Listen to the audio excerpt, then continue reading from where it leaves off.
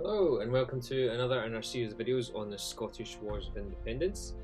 This video is going to look at the Declaration of Arbroath through to the Treaty of Edinburgh, Northampton. This is our final video in this series on the Scottish Wars of Independence, and our aim in this one is to learn about the events which brought about the end of the war. By the end of the video, we should be able to describe what the Declaration of Arbroath was and to explain its overall significance to this last decade of the conflict.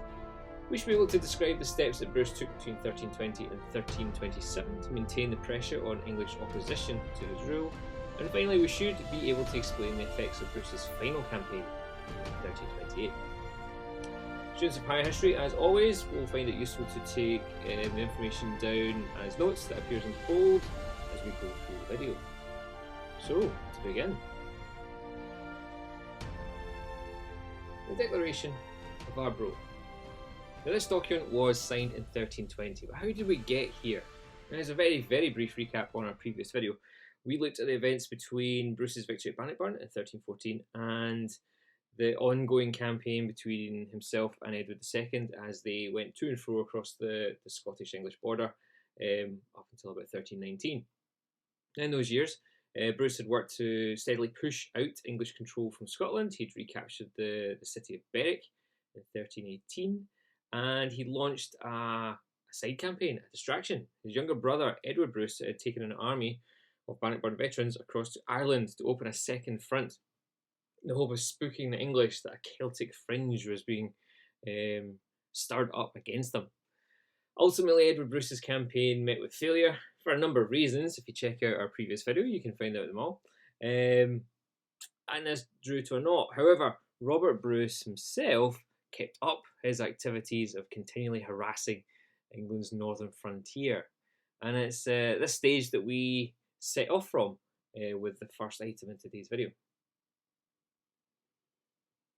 So Edward may have failed to secure a military victory over the Bruce at Bannockburn, but he was much more successful in attacking him through diplomacy.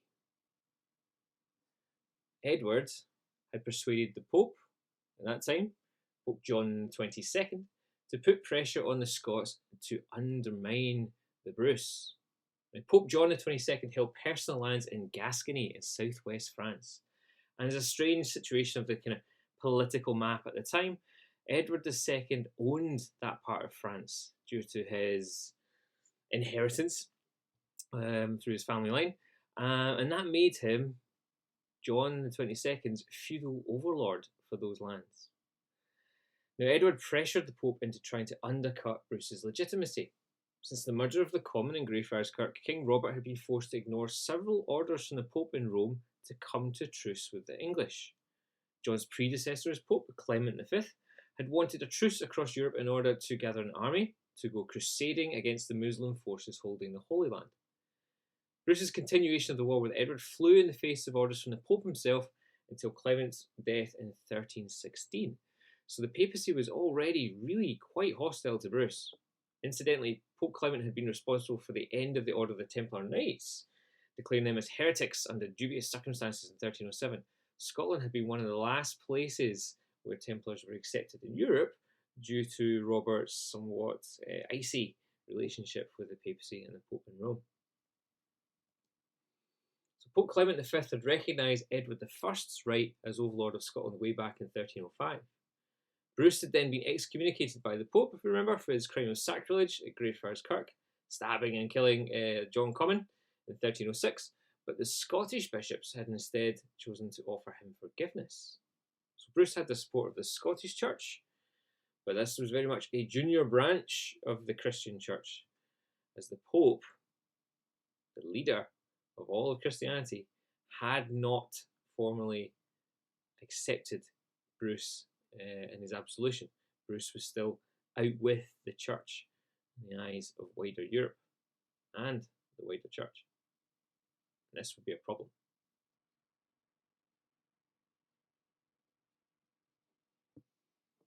Now, in 1319, Bruce and 4 Scottish bishops were summoned to Avignon by the Pope, presumably to explain why the Bruce had not been excommunicated. Now, as a tiny little bit of background, At this time in history, the popes had fled Rome for fear of plague, and they had set up a new headquarters in the city of Avignon, which is nowadays in southeastern France. They built a splendid palace there, which you can still go and visit, the Palace of the Popes. Unfortunately, though, most of its luxurious and opulent interiors have been stripped out as the papacy eventually returned to Rome and took many of its treasures with them. However, this, at the time, is where the Pope is residing, and this is where Bruce was supposed to show up. So before the summons of the bishops, Bruce had sullied his relationships with the papacy by refusing to respond to papal letters which did not address him as king. In retaking Berwick in 1318, Bruce's forces had broken a papal truce as well. So Bruce is, his relationship with the Pope is at rock bottom. So when he receives this demand to show up, Bruce is not going to do as he's told. Instead, Bruce tries to take control of the situation, and his reply was a masterstroke of diplomacy. In 1320, he sent his representatives to the Pope bearing 3 letters. One was from him, one was from the clergy, or the Church of Scotland, and one was from the nobles. Only one of those letters survives. It is the one written on behalf of the nobles, and we know it today as the Declaration of Arbroath.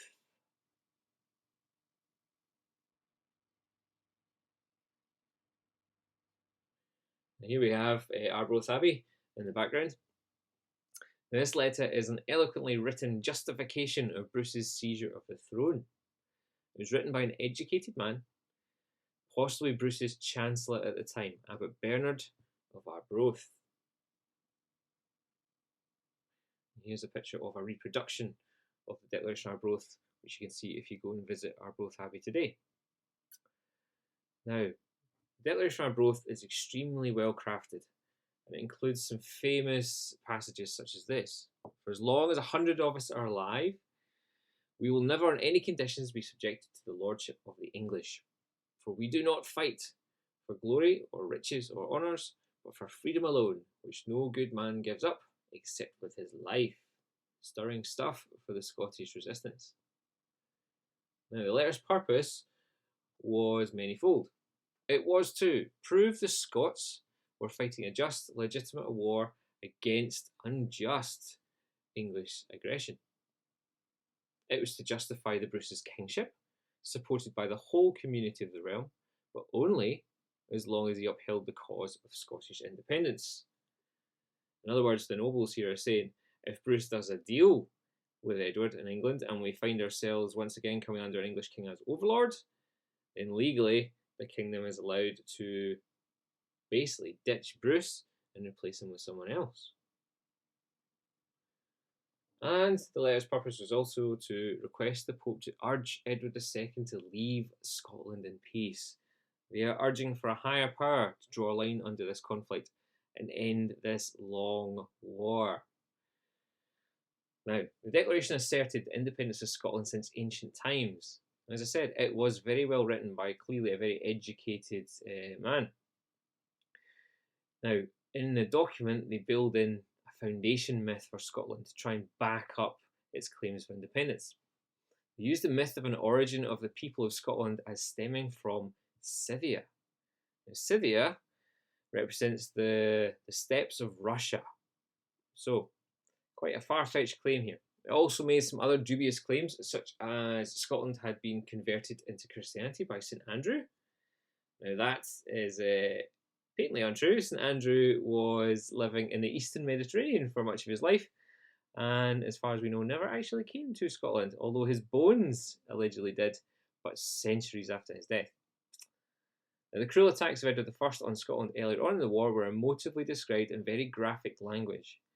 The Declaration states that Robert Bruce rescued his people, but that he would in turn be driven out himself, as we saw from the quote a wee bit earlier on, and replaced if he tried to put Scotland under English control.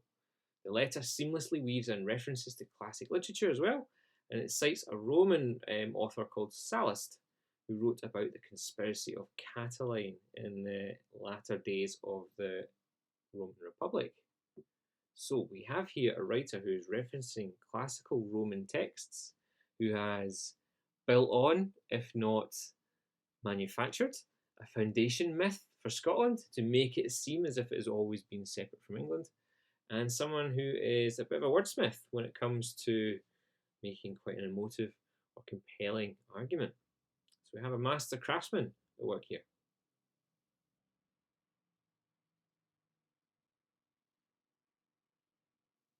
Now, historians argue over the true meaning of the Declaration of Arbroath.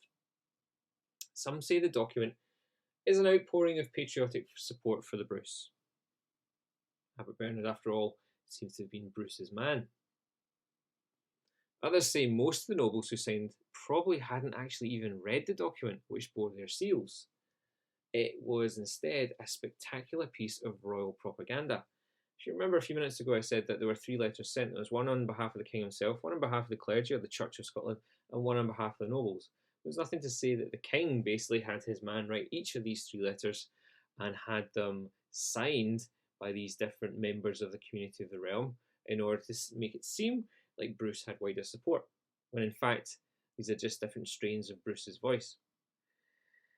Many nobles were probably asked simply to just send their seals to have them affixed to the letter, so they may never actually have set eyes upon this document that bore their signature and their seal. Now, the Declaration has since become famous as a statement of people asserting the right to freedom and independence. It's claimed to have inspired American revolutionaries when they were writing the American Declaration of Independence in 1776. So, all in, it seems that it was a fabulously well-crafted document, a masterwork of royal spin and propaganda. However, unfortunately, the Pope ignored the Declaration's plea. In spite of this, though, it is upheld as a national awakening of Scotland's sense of itself, of a kingdom that was growing in confidence and asserting its own independence and individuality.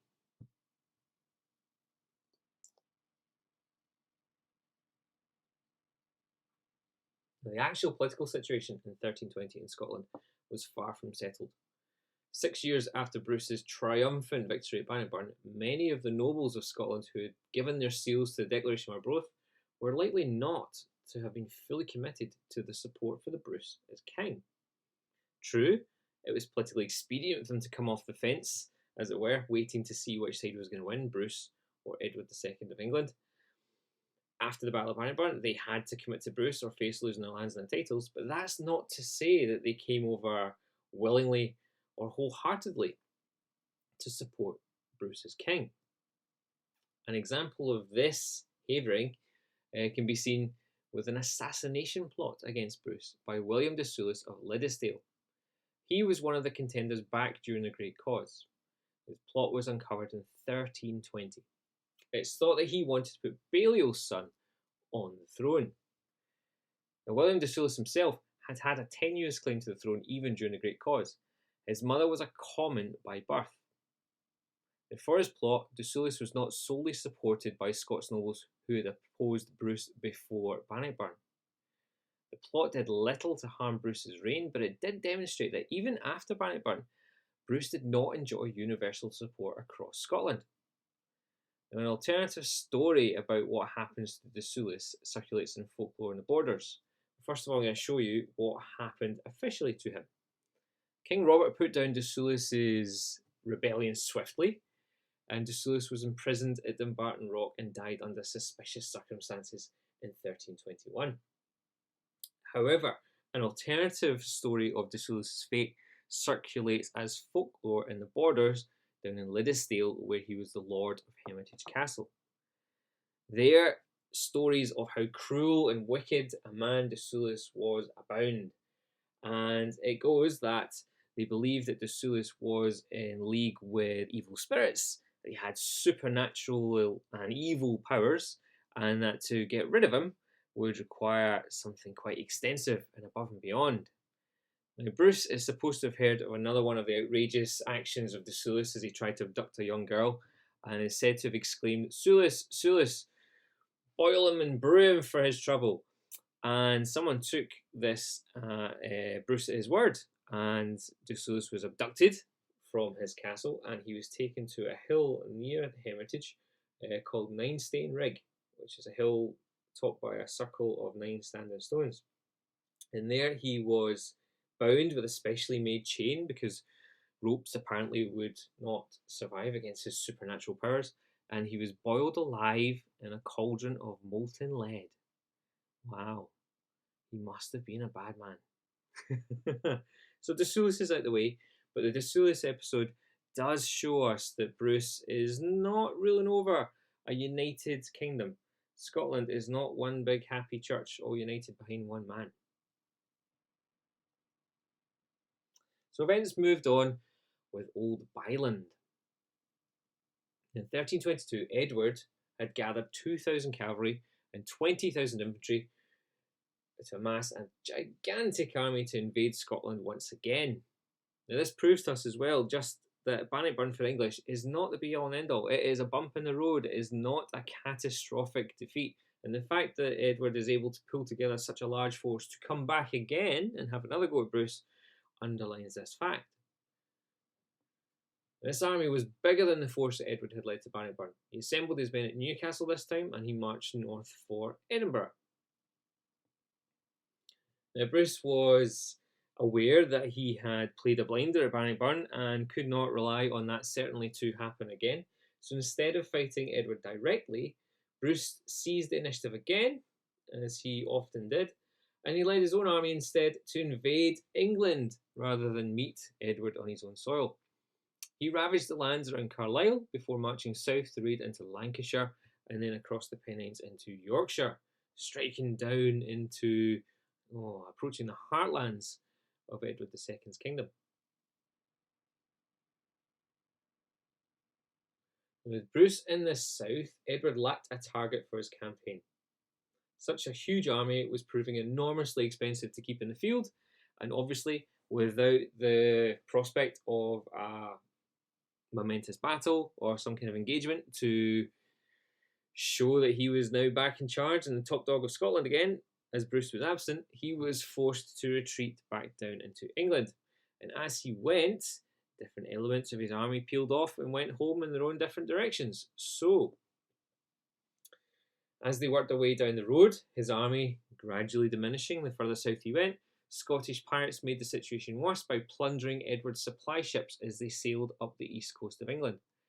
When Edward ordered his army to forage for food on the road south, Sir James Douglas used guerrilla tactics that he had honed to the sharpest of points during his career up to date, to mercilessly harass the English column as they marched. So you can imagine the English are hungry, they're harassed, their army is getting smaller and smaller and smaller, and they just want to get home. And they come here. This is Rievaulx Abbey in the Yorkshire Dales. Now, upon his return to England, Edward stopped to rest at Rievaulx Abbey in Yorkshire. Still raiding in Yorkshire, Bruce heard Edward was nearby, and he launched a surprise attack. Caught unprepared, Edward's diminished army made a stand atop a hill nearby at Old Byland. Now remember, Edward's army as he marched south, even though it had been enormous when he crossed the border into Scotland to begin his campaign, by the time he's making it down to Yorkshire, we can imagine his army is significantly smaller. They're tired, their spirits are probably quite low, they haven't achieved the victory they wanted, and they've been constantly harassed and basically starved by the Scots as they made their way south. The fact that Edward allowed his army to be caught unawares deep within his own kingdom by a hostile pillaging force nearby shows just the grim situation that the English allowed themselves to get into here. This should never have happened to Edward. So the Scots army defeated them and they scattered the English forces. Edward only narrowly escaped just as he had at Bannockburn, and he was forced to abandon his personal equipment and his treasury. What plunder for Bruce. What a success for Bruce's army, deep within England, to defeat a royal English army and send the king to flight. It was humiliation again for Edward. Now, this time in his reign, 1322, Edward II has been on the throne now for 15 years. And again and again and again, Bruce has outfoxed him, he's humiliated him, and Edward is seen to be just burning through funds paying for this war against the Scots and achieving nothing. So questions would have been asked about Edward II's reign. And he's by no means an old man at this point either, so the English would have faced decades to come of Edward II still occupying the English throne. A year later then, in 1323, the Earl of Carlisle was forced to enter into a local truce with Bruce to save his lands from being completely destroyed by the pillaging Scottish army. Edward II heard of this and had the Earl of Carlisle executed as a traitor. No one was allowed to make special deals with the Scots. No one was allowed to go behind his back. Now, even though the English lords were forced to do this, those who occupied territories on the northern frontier, to basically protect themselves against a rampaging Scottish army, Edward II would have nothing of it. He would protect them and no one else. The issue was, of course, Edward II wasn't protecting them. Now, the situation demonstrated to the northern English nobility that Edward could not protect them from the Scots. In all but name, Bruce is now the Lord of the north of England. The political balance is starting to change. Year 1323 ended with the English agreeing a 13-year truce at the Treaty of Corbeil with Bruce and the Scots. Now, the Treaty of Corbeil went much further than any earlier Franco-Scottish alliance. The French agreed to counsel the Scots, so basically give them advice, and to send aid in the event of any Anglo-Scottish war, while the Scots would attack England in the event of any Anglo-French war. So this is a resuscitation of the old alliance that Balliol agreed with the French back in 1294-95. Now, the treaty meant that Scotland would no longer be isolated in the face of English aggression.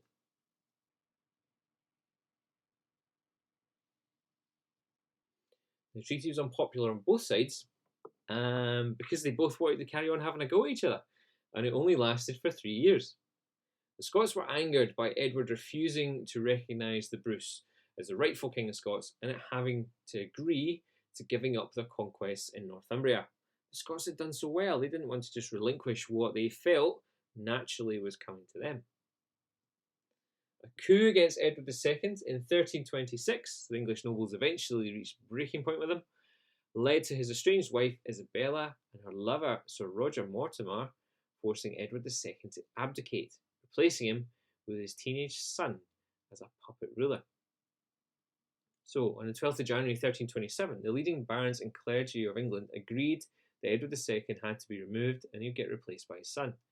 The following day, it was presented to an assembly of English barons, where it was agreed that Edward's weak leadership and personal faults had led the kingdom into disaster, and that he was just too incompetent to carry on leading the country. On the 20th of January 1327, Henry of Lancaster and the bishops of Winchester and Lincoln met privately with Edward II and they forced him to abdicate. His teenage son was crowned King Edward III on the 2nd of February 1327. The young king's mother, Edward II's estranged wife, Queen Isabella, and her lover, Sir Roger Mortimer, were the true power behind the boy's throne. So on the 21st September, quite conveniently, in 1327, Edward II died under suspicious circumstances whilst imprisoned in Mortimer's castle at Berkeley. Now, there had been several plots to free Edward II, somewhat surprisingly considering how just incompetent he was, by those who still opposed the new regime.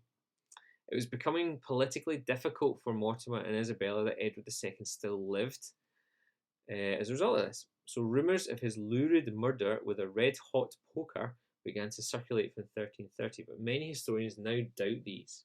It seems that it was propaganda put around by Edward II's enemies.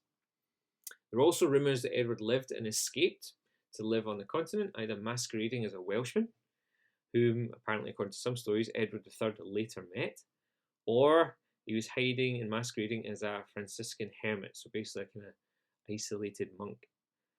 These stories also seem tenuous, but they have some limited support amongst historians. Under this story, a porter at the castle was murdered and his body was entombed as the king at Gloucester Cathedral instead of Edward II's actual body. 3 months elapsed between the death and his burial, so a corpse would have been difficult by then to identify. So potentially, he did get away with it, depending on where you stand. Now, Edward II is one of the few kings of England not to be buried in or around London. In fact, he's the only king buried in Gloucester Cathedral. And his tomb, as you can see from the alabaster effigy that's shown in this picture here, is fabulous. So even though he was derided, vilified, hated in life, in death, they spent a fair packet of money making him look good and showing their love for their king. So, with Edward II out of the way, we begin the final campaign of the Scottish Wars of Independence. With the new English regime looking fragile and weak, with a teenage boy on the throne, Bruce saw his chance. In 1327, Bruce sent his man Douglas south to put pressure on the English government by destroying as much of Northumbria as possible. Mortimer hastily assembled an army and he rode north to meet Douglas, accompanied by the 14-year-old King Edward III.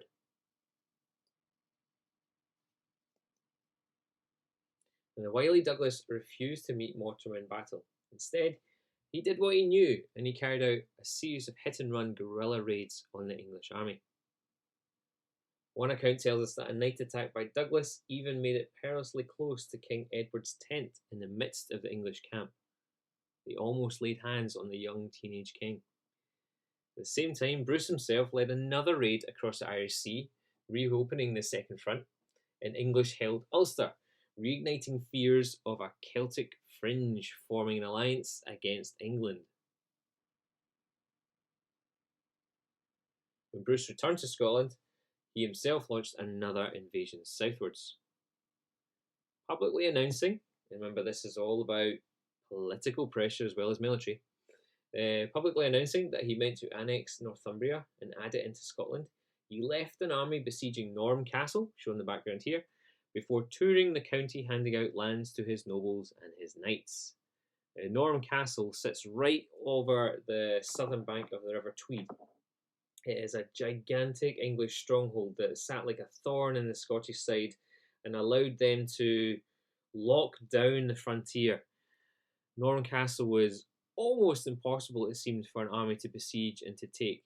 Although, to be fair, over the course of its history, it did change hands many times, but it's such an imposing fortress.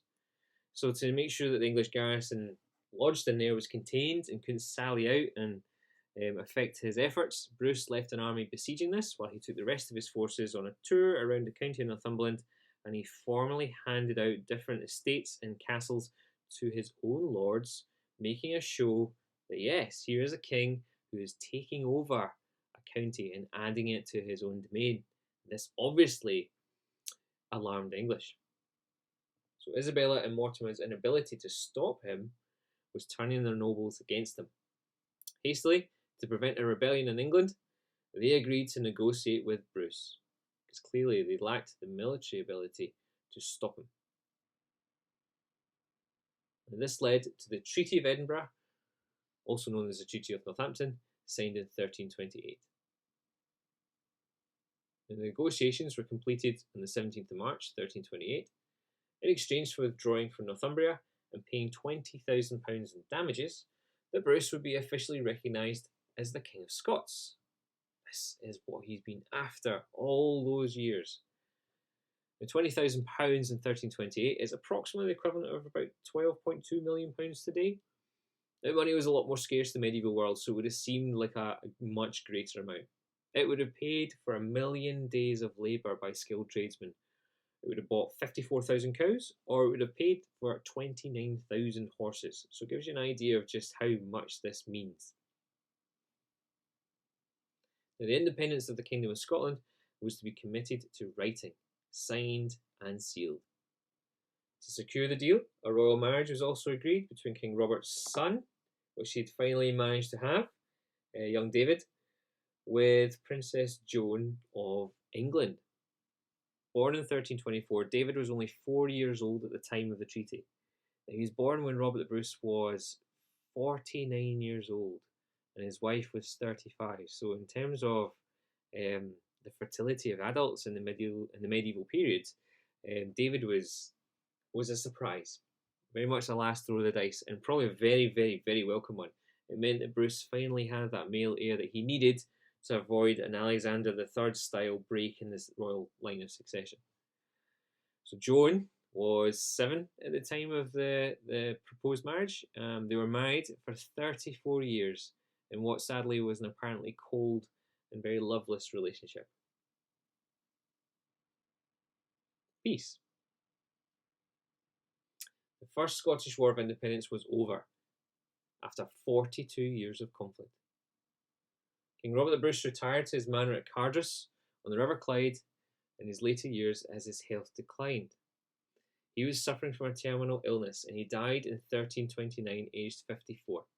The Bruce is buried in Dunfermline Abbey and he was succeeded by his son, who became David II, aged 5. Now, contemporary accusations that Robert suffered from leprosy, the unclean sickness, and that's what killed him, are derived from English chroniclers. None of the Scottish accounts of his death hint at leprosy. The historian Penman states that it is very difficult to accept the notion of Robert as a functioning king serving in war, performing face-to-face acts of lordship, holding parliaments and courts, travelling widely, and fathering several children, all while displaying the infectious symptoms of a leper. Along with suggestions of eczema, tuberculosis, syphilis, motor neuron disease, cancer or stroke, a diet of rich court food has also been suggested as a possible contributory factor in Robert's death. His Milanese physician from Italy, Meno de Manieri, did criticise the king's eating of eels as dangerous to his health in his advancing years. So there are many reasons why Bruce may have come to an early end, but leprosy is probably English propaganda. Now, the Bruce's only regret was that he never went on crusade. James Douglas fulfilled his dying wish for him, and he carried the Bruce's embalmed heart with him on crusade in Spain. Now, it was common practice for royal bodies to be, hacked about a bit before they went in the grave. So they removed the Bruce's heart and it was put in a silver chest to allow Douglas to take it off on crusade in its silver casket, while the rest of Bruce's body, embalmed, was buried in Dunfermline Abbey. In Victorian times, actually just before Victorian times, Bruce's tomb in Dunfermline Abbey was opened and his skeleton was examined, which seems quite ghoulish to a kind of modern perception of what we do with graves. And he was actually put on public display before they put him back into the ground. A cast was taken of his skull, which we still have today, even though his skeleton was put back into its tomb. And it's believed from this cast that he would have been 6 foot 1 inches tall in his youth, so quite a giant for his day. The plaster cast of his skull can still be seen. It reveals no sign of leprosy. And today's big questions. Having watched today's video, students of higher history might want to consider answers to these questions. So using your notes, which event or factor between 1320 and 1328 do you think was the most important reason behind Bruce's eventual success in the War of Independence? Explain your reasons why. And also, in your opinion, did Bruce die a successful King of Scots? Explain your decision. And then finally, was Scottish victory in the War of Independence inevitable? Explain your answer. So guys, that takes us through to the end of our series of videos on the Scottish Wars of Independence. Unfortunately for Scotland and its history, it would be the end of the First Scottish War of Independence. Within 5 years of Bruce's death, war would start again. Having a 5-year-old king on the throne is never a recipe for success, and the Balios would launch their own bid to retake the throne of Scotland, which would see war erupt again, which would last for years and years to come. For us though, in our course, we have come to an end. Thanks very much for watching through the videos with me, and that's it for today. Bye folks.